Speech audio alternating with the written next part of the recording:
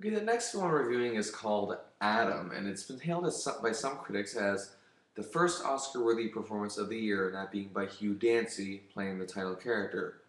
And he's known from such films as Confessions of a Shopaholic and Black Hawk Down. Well, first off, I have to say that that title goes to Jeremy Renner in The Hurt Locker, and I don't think Dancy will be seen that way come Oscar time, and rightfully so. It isn't to say he isn't good here, because he really is. Now, Adam seems like someone many women would clamor to. He's a successful engineer who has a nice apartment and is very intelligent and deep. However, he also has a form of autism known as Asperger's syndrome. It's one of those things that it's one of the things that it does. I'm sorry. One of the things it does. I'm sorry.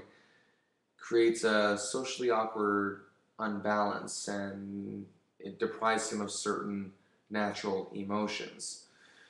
Now, along the way, however, Adam meets Beth, played wonderfully by Rose Byrne.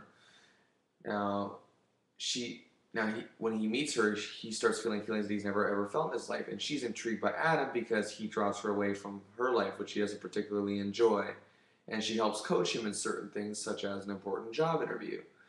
At times, the relationship between the two tries her patience, and while her intentions are good, she's still never dealt with anyone like this before, and at times gets very frustrated.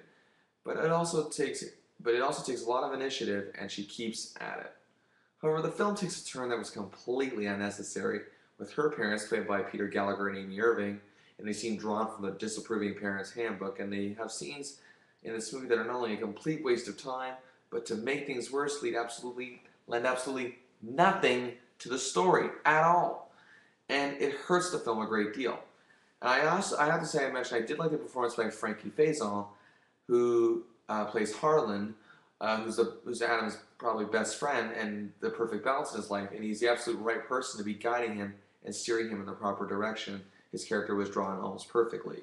However, another big thing that ruins this film is the ending, wrapped up in not just a neat package, but a neat and perfect package. It's different when a film like The Proposal does it because it's supposed to, but a film like this is just not supposed to end that perfectly.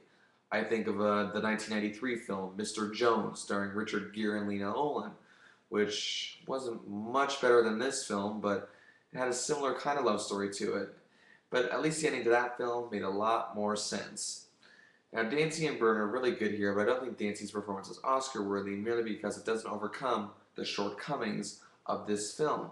The best example of accomplishing something like that would be Edward Norton in The 25th Hour, whose performance was so amazing that I forgot the movie was anything but amazing.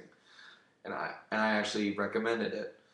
The same can be said for Matt Dillon in 2006's Factotum.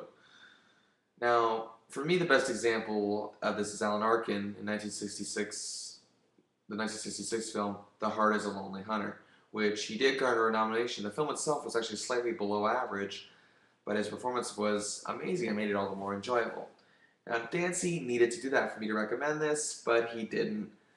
Sad to say, but I'm giving this film 2.5 stars out of 5.